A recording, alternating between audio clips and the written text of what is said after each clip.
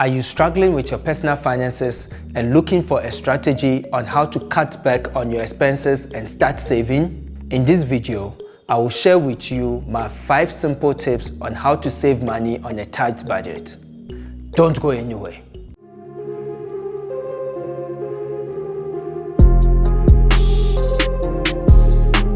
How's it, guys? I'm Ekow and welcome to my channel. On this channel, we help you make money your servant through personal finance, entrepreneurship, and real estate investing. So, if you're new here, don't forget to subscribe, comment, and smash the like button. Guys, truth be told, we are all feeling the financial pressure in our pockets in these tough economic times. And as much as we try to cut back on our expenses and save some extra cash, it feels like a drag. In just a moment, I will share with you 5 strategies that I use to save some extra cash on a tight budget. But before I do, I want you to grab a pen and a paper. And on that piece of paper, I want you to make 5 circles. Each circle will align each tip I share with you today. Step 1. Pay yourself first. Let me ask you this simple question.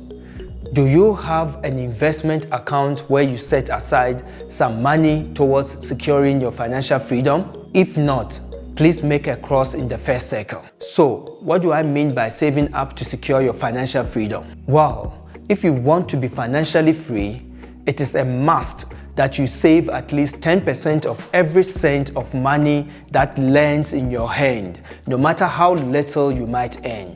But let me ask you a question.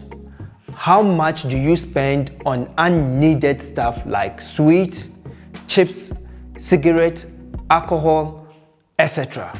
My mentor recently shared an analogy with me, which I want to share with you. We will call it the deposit analogy. If you're a smoker, 1 cigarette approximately costs 3 rand depending on the brand that you smoke. Let's say you smoke 5 cigarettes a day. So you spend 15 rand a day and 450 a month.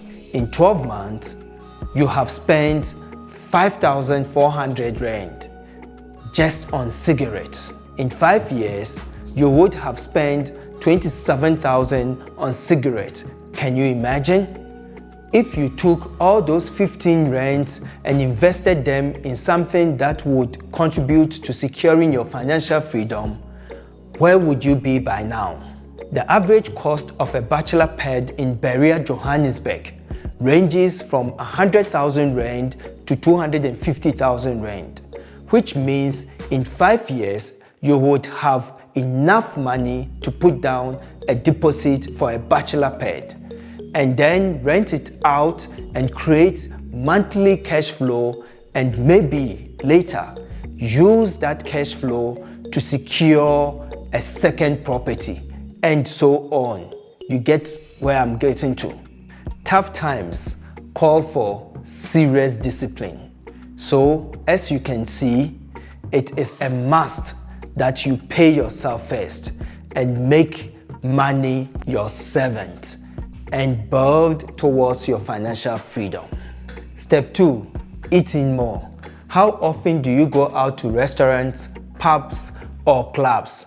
If the answer is more than 2 times a month, make a cross in the second circle. There is nothing wrong with going out and enjoying a good meal and a good company. But when working with a tight budget, it is very important to create a meal plan and avoid eating out too often. Doing this will help you to spread out your groceries to survive the whole month.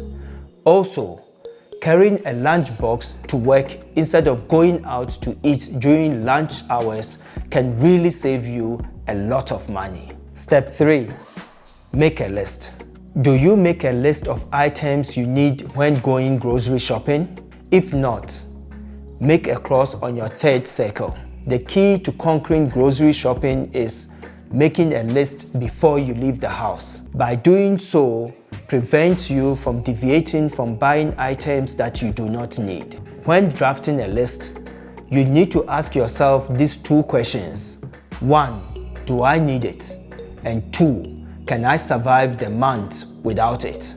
Step 4. Reduce your cell phone plan. Are you stuck in a cell phone contract that you cannot get out of? Or do you pay for benefits that you don't really need or use? If yes, place a cross on the 4th circle.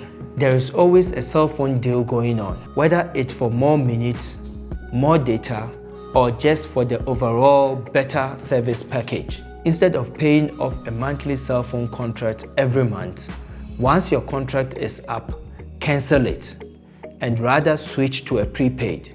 By just doing this, I managed to reduce my monthly bills from 3,500 a month to 1,000 rand, and that was a massive 2,500 rand savings. Cell phone data prices are steep in South Africa. To save on data, you can buy a monthly data SIM load and pay once for that month. This will reduce the stress of having to constantly buy data in the middle of the month. Are you aware that you save a lot of money if you switch off your background apps that are not in use on your phone?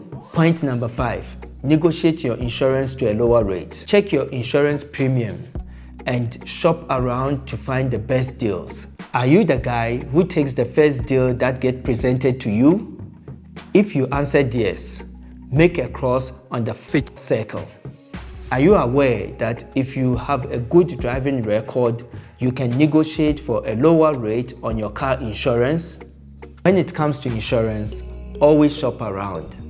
After doing my research, I went from paying 2,500 on my vehicle with excess of 3,500 to 500 with excess of 1,000 rand with the same terms and conditions.